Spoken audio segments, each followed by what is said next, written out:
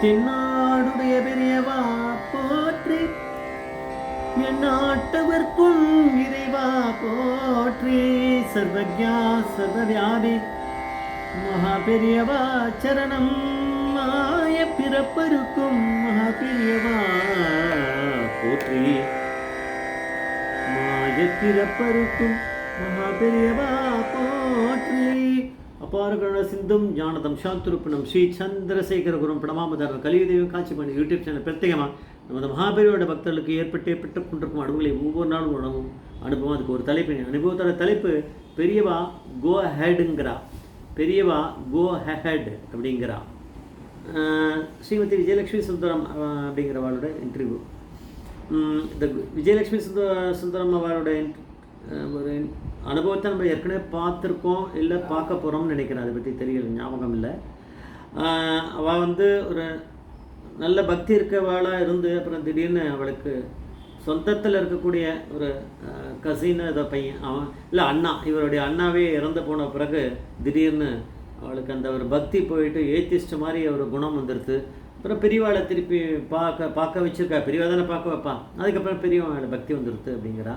அப்புறம் அத்தியந்த பக்தை அடிமை, நம்மளை மாதிரி பெரியவா அடிமை ஆகிட்டா. இவள் சொல்கிற ஒரு சம்பவம், ஒரு இன்டர்வியூவில் அந்த விஜயலட்சுமி சுந்தரம், அதாவது விஜய்ங்கிறா அவளை தன்னை, அந்த விஜயோட ஒரு இன்டர்வியூவில் பார்க்குறோம் நம்ம. இவளுக்கு தெரிஞ்ச ஒரு ஃபேமிலி அப்படிங்கிறா. இவளுக்கு ஃபேமிலி ஃப்ரெண்டு மாதிரி தான் அப்படின்னு இருக்கிறா. ஆனால் பேரெல்லாம் சொல்லலை, வேணான், ப்ரைவசிக்காக இருக்கலாம். அவள் கிரகத்தில் வந்து அவள் பொண்ணுக்கு கல்யாணம், ஃபஸ்ட்டு பொண்ணுக்கு கல்யாணம் நிச்சயம் பண்ணியிருக்கா. ஆனால் கல்யாணம் பண்ணும்போது அந்த ஜாதகத்தை பார்த்துருக்கா, அவளும் பார்த்துட்டுருப்பா. அது தெரியாது அவளுக்கு, பிள்ளை வீட்டில். ஆனால் அதில் ஒரு சின்ன குறை ஒன்று சொல்லியிருக்கா. ஆனால் அதை கொஞ்சம் மனசில் வச்சுட்டுருப்பாளாக இருக்கும். அதை விட முக்கியமாக அவகிட்ட பணம் சரியாக இல்லை. அவகிட்ட இப்படி இருக்குது, பணம் கல்யாணம் நடத்துறதுக்கான பணம் ரொம்ப ஒன்று இல்லை. அதனால் விஜயலட்சுமிக்கு கால் பண்ணி அவள் கவலைப்பட்டிருக்கா. நேரம் வரல கால். அப்போ இவ வந்து விஜய் வந்து பெரியவாளை, மாப்பெரியவாளை தாத்தான்னு தான் கூப்பிடுவாளாம்.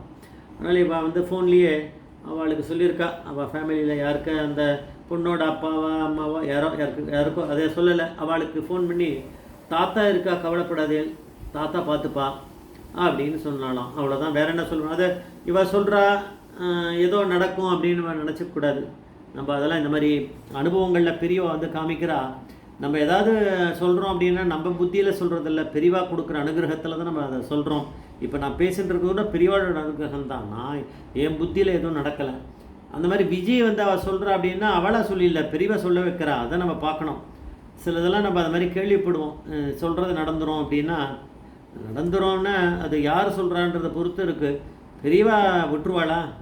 அவள் விஜய் சொல்லியிருக்கா அப்படின்னா அது நடந்துட வேணாமா? ஒரு வாரத்திலே பிள்ளை வீட்டால் இருக்குவா யாரோ வந்திருக்கா, அந்த பொண்ணு சைடுக்கு வந்து பேச வந்திருக்கா.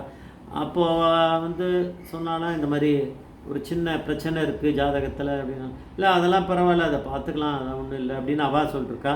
அதுக்கப்புறம் பணத்தை பற்றி சொல்லியிருக்கா, அதை பார்த்துக்கலாம். பணத்தை இப்போ என்ன இருக்குது, இப்போ வந்து நம்ம நல்ல இதுவாக இருக்குது, நீங்கள் நல்ல மனுஷாலாக இருக்கு, சம்மந்தம் வச்சுக்கணும், நம்ம அதை பார்த்துக்கலாம், நம்ம எப்படியாவது முடிவு பண்ணலாம் அப்படின்னு பேசிட்டு தான் அவள் போயிருக்கா.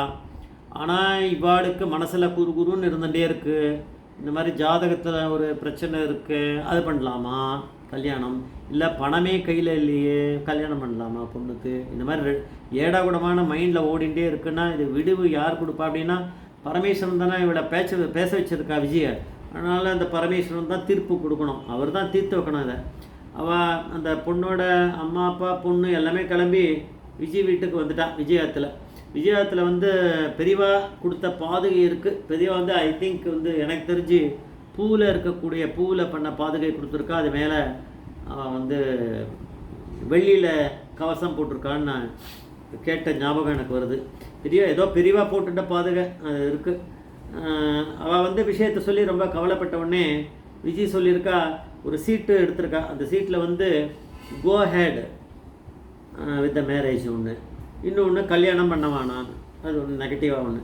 இது ரெண்டு சீட்டையும் போட்டு இது பண்ணி அங்கே பெரியவா பாதுகை மேலே போட்டுட்டு பெரியவா பாதத்தில் சமர்ப்பணம் பண்ணுறோம். பெரியவா தானே ஒரு நல்ல பதிலை கொடுக்கணும். அந்த பொண்ணோட அப்பாவையே நீங்கள் கண்ணை மூடிட்டு தியானம் பண்ணிட்டு ஏதாவது ஒரு சீட்டை எடுத்து கொடுங்க அப்படின்னு விஜய் சொன்னாலாம்.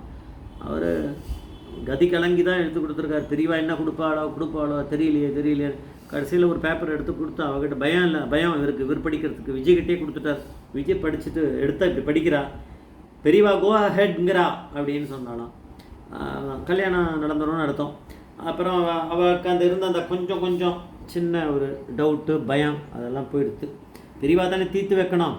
போயிட்டா. போன பிறகு பிள்ளை வீட்டுக்காரா வந்தாலாம். திருப்பி வந்து சீரியஸாக இது பண்ணும்போது அவளுக்கு அதெல்லாம் பெரியவா தானே அங்கே போய் பண்ண வைப்பா, அதை புத்தியை கொடுத்து. அவள் வந்து இப்போ சொன்னாலாம், இந்த பணம் தானே அதெல்லாம் ஒன்றும் ப்ராப்ளம் இல்லை. இப்போ எங்களுக்கே ஒரு பொண்ணு இருந்தால் நாங்கள் கல்யாணம் பண்ண மாட்டோமா, அதை மாதிரி நினச்சிக்கிறோம். நீங்கள் கல்யாண செலவை பற்றி ஒன்றுமே கவலையே படாதீங்க. உங்களால் இருக்கிறது என்ன இருக்கோ அதை பண்ணுங்க போகிறோம், மீதி எல்லாத்தையும் நாங்கள் போட்டு நாங்கள் பண்ணிக்கிறோன்னு ஒரு முடிவுக்கு வந்து கல்யாணம் நல்லபடியாக நடந்து தான். இப்போ அந்த கல்யாண பொண்ணும் இவளுக்கு விஜய்க்கு ஃப்ரெண்டாம், விஜயலக்ஷ்மி சுந்தரத்துக்கு. அந்த பொண்ணும் அவள் ஆத்துக்கார் அவள்லாம் ஃபேமிலி எங்கே இருக்கான்னு தெரில, ரொம்ப சந்தோஷமாக இருக்கா அப்படின்னு சொல்லிட்டு அப்படி இன்டர்வியூ பண்ணுறவருக்கு சொல்கிறா. விஜய் சொல்கிறா, அது எப்படி இருக்குது, பெரியவா தானே கோ ஹெடுங்கிறா, அதனால் அந்த அவள் லைஃப் வந்து சந்தோஷமாக தானே இருக்கும் அப்படின்னு அவள் சொல்கிறா. அது கரெக்ட் தான். அதான் நான் டைட்டிலாக கொடுத்துருக்கேன், பெரியவா கோ ஹெடுங்கிறா அப்படிங்கிறது தான் டைட்டிலாக கொடுத்துருக்கோம். ஜெய் ஜெய்சங்கர் அரசங்க மகாபரிய பாதவேஸ்வரம்.